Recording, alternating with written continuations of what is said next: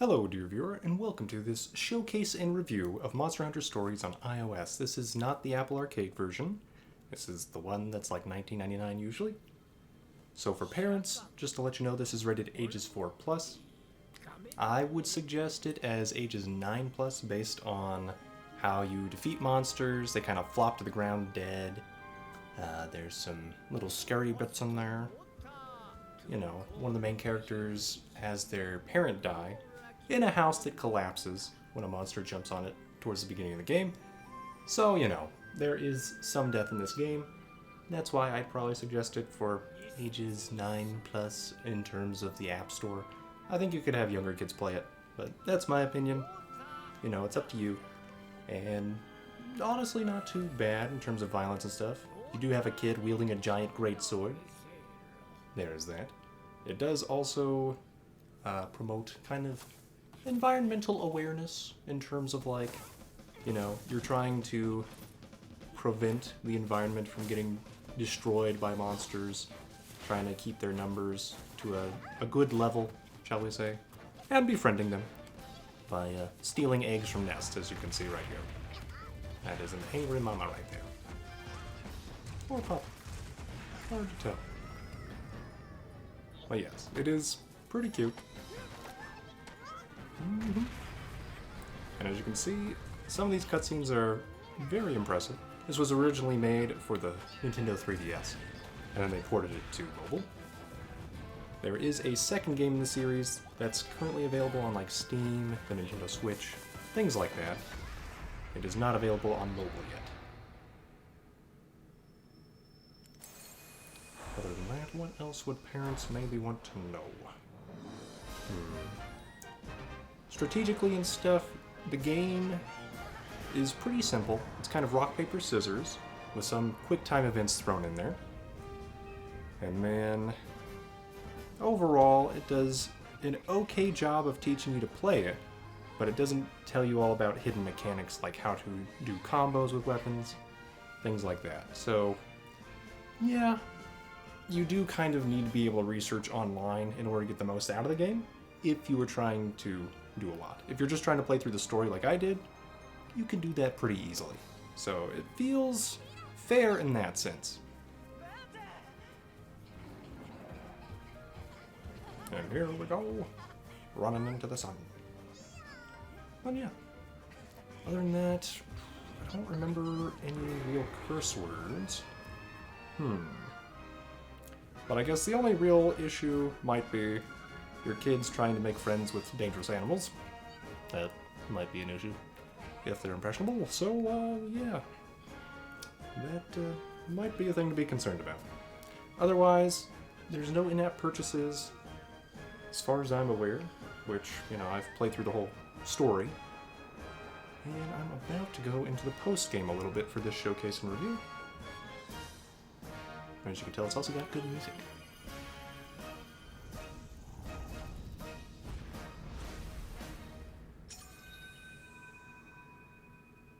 Here we go. We'll load the game. Got about 43 hours in this-ish.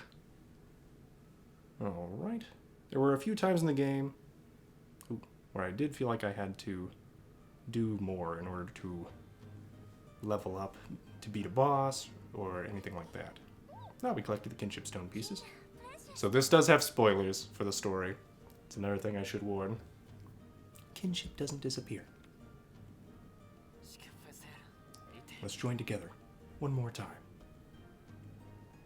Okay, so this is the end game, as far as I'm aware. For Neveru. So Radon's soul was inside the Kinship Stone. Well, in that case, I think he'll probably be wanting it back, huh? That's an interesting point. They do have an evil doctor in this who's trying to control monsters. Kind of turn them into half-machine abomination sort of things. There's another thing.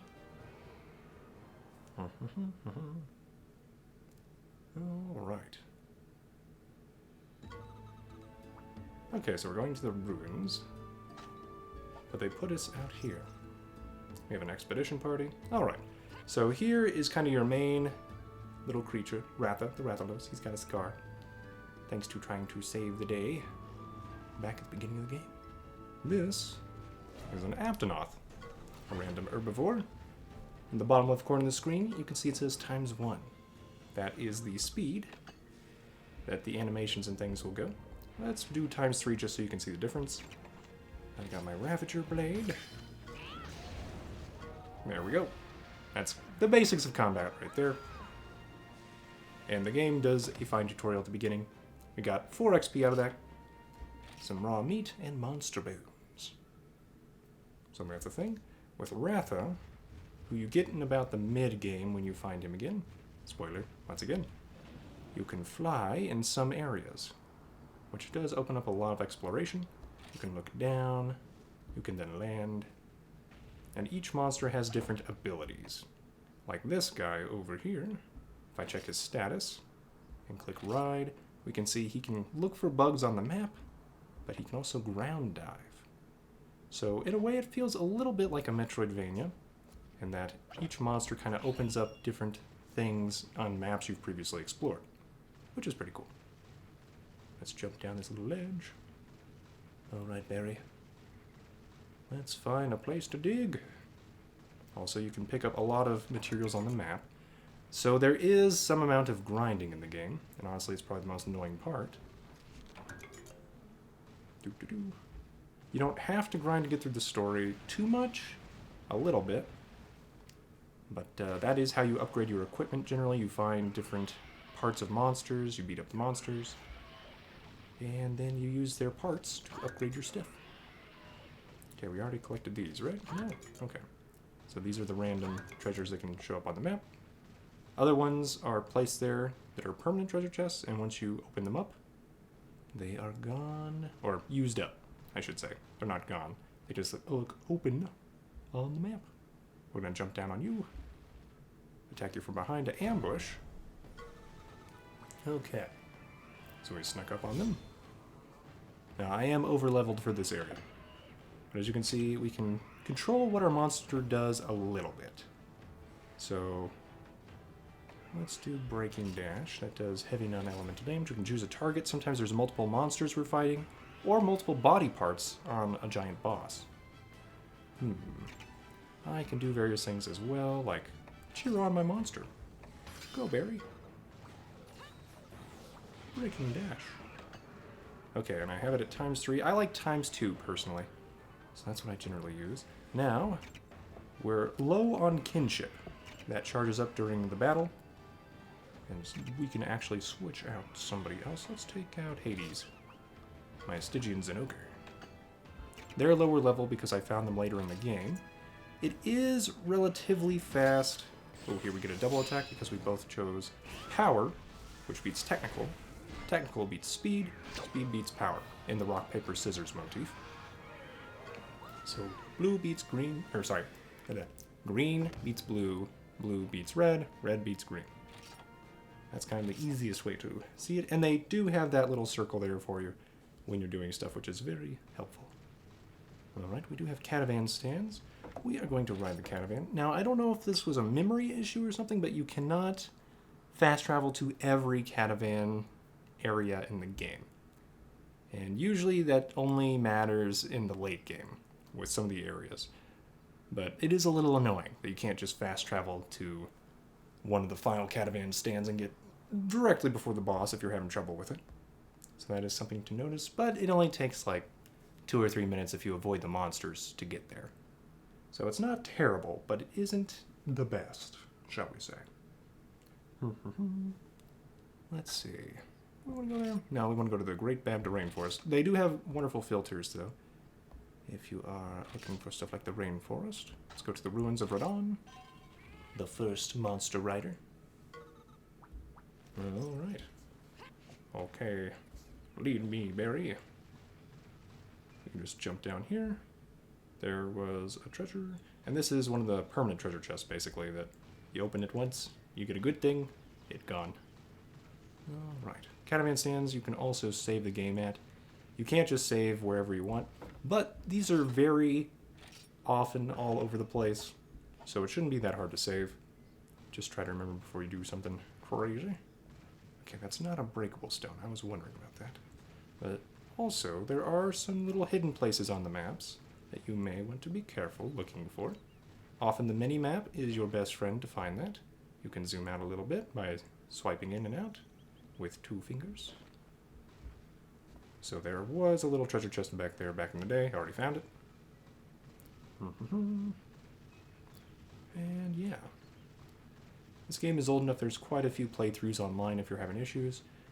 Okay, that is a red speech bubble. So that's our next story quest, apparently. Alright. Let's take out Ivory, the Lagiacrus. It can swim. Now, turning quickly is hard to do on a monster, so sometimes if you run past somebody, just dismount. Ah, Captain Simone. Congratulations, gentlemen. You may have just saved us all. The light is streaming down from the skies. It is truly a beautiful sight. You were amazing, gentlemen. Congrats on a job well done. And the black light is gone. Not a single report of it for the last few days. Also, I'm going to turn up the volume again. There we go. Awesome. You're a hero, partner. Okay. So, people are just congratulating us on beating the game, basically. Except not, because there's still more stuff to do. If we choose to do it. Sup, Gentlemen? High five me. You did good, kid. For real, guys have shown me a lot. Friendship, courage, power of your kinship. You've also taught me that miracles are totally something that really happens. Hit me up next time you're in Gildegard, okay, kid? Nappa, bro. I'll treat you to the most totally rad mushroom soup you've ever tasted. You're a fun guy, Roberto. But enough with the mushrooms. I prefer fish. So yes, you will meet some fun characters, which is pretty fun. Once again, we are riding on our monster. Stuff like that. Anything else to really talk about in this game? Once again, the story mode feels fair. There is stuff to do once you've finished it. You can hunt the stronger monsters, collect stuff, continue upgrading. There are online battles you can do with other people. You have to go to Alberax for that. In fact, we might try to do that now. Let's see. I haven't actually tried the online battles myself yet. Let's go to Alberax real fast.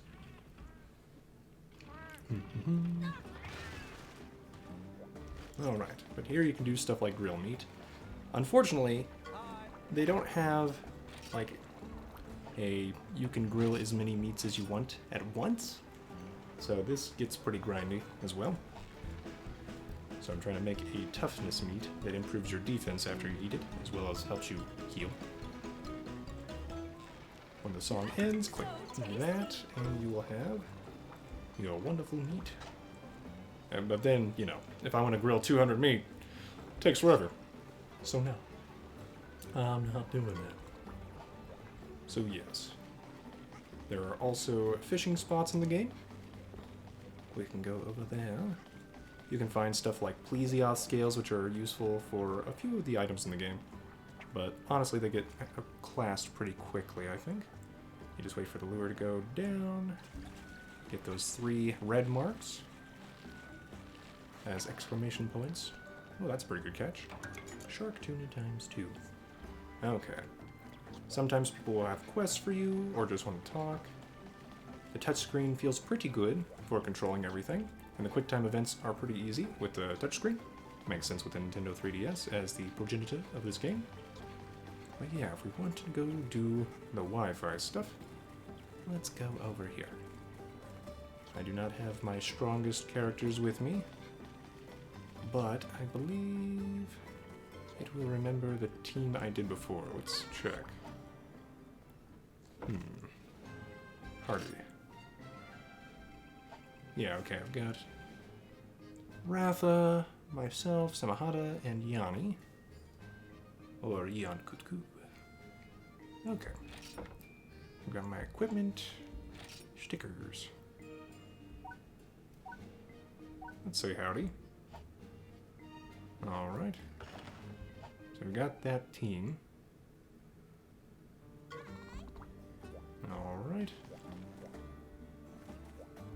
So let's try the network battle.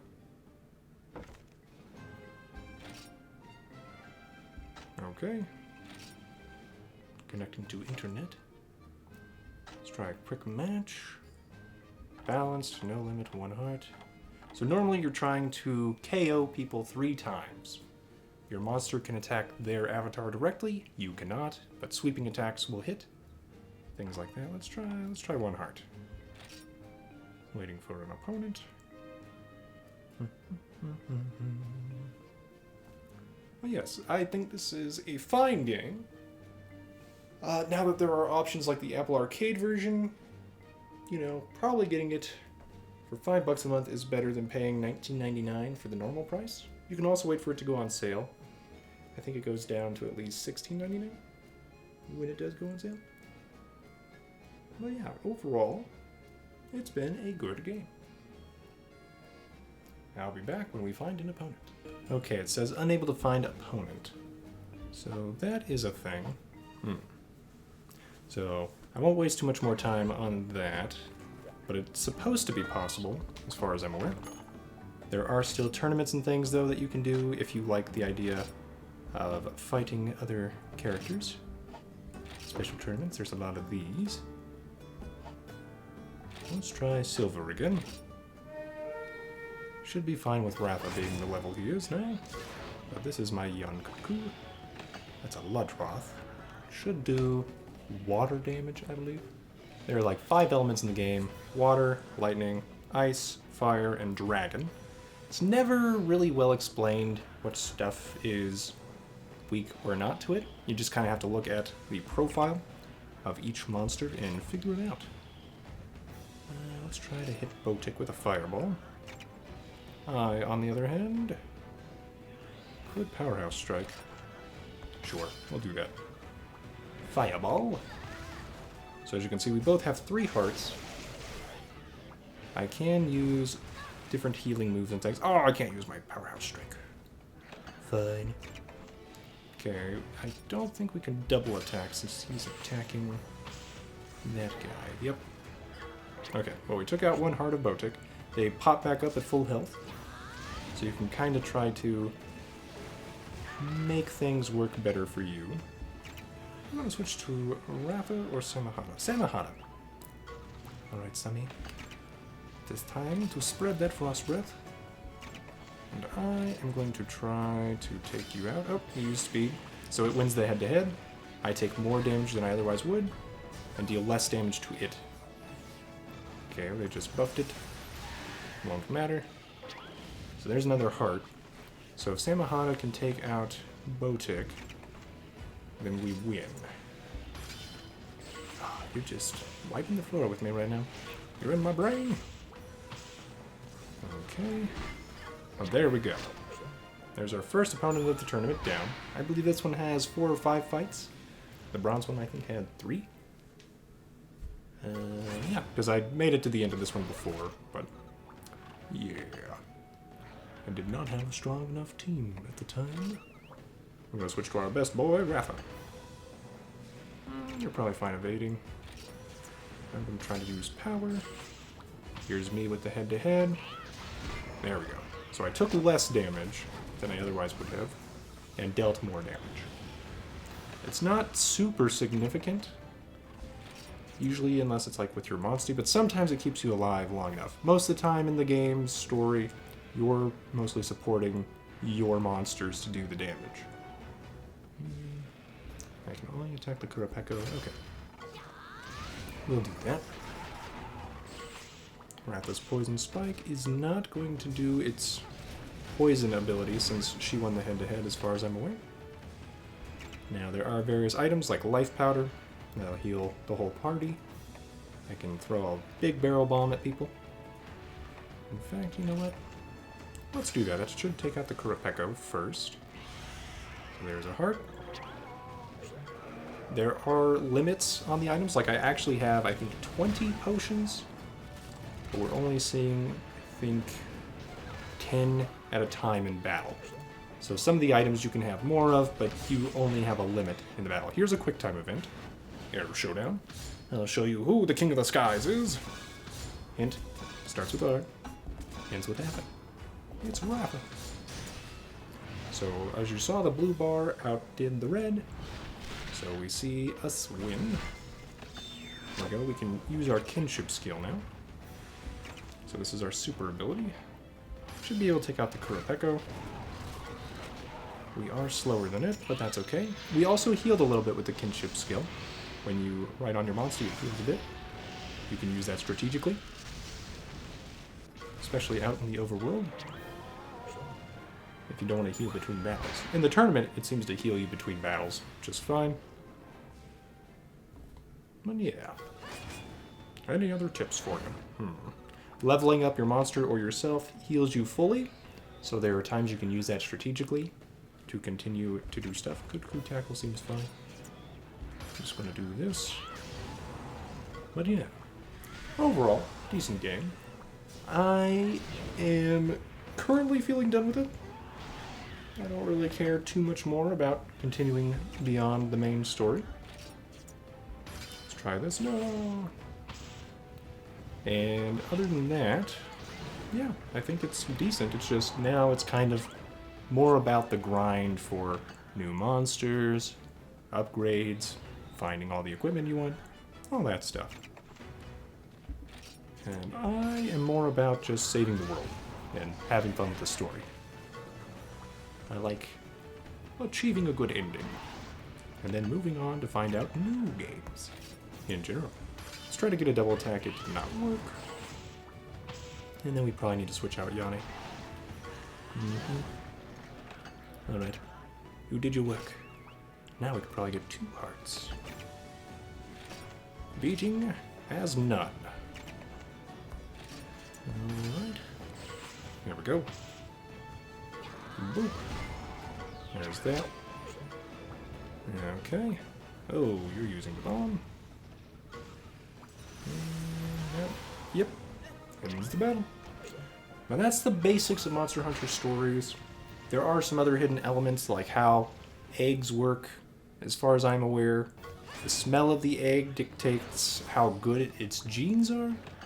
And the weight of the egg dictates how many open slots there are for the Rite of Channeling. I didn't really do much with the Rite of Channeling, but you can try to min-max your monsters, give them different abilities. Like, you could give Rappa an ice ability through the Rite of Channeling. Stuff like that. But for now, I think we're good. Leave a like if you've enjoyed this showcase and review. Subscribe for more gaming videos, dear viewer. Comment below on what you wish to see after Nexomon Extinction, because that's the next thing I'm planning to play. Well, yeah, I hope you have a great day, dear viewer.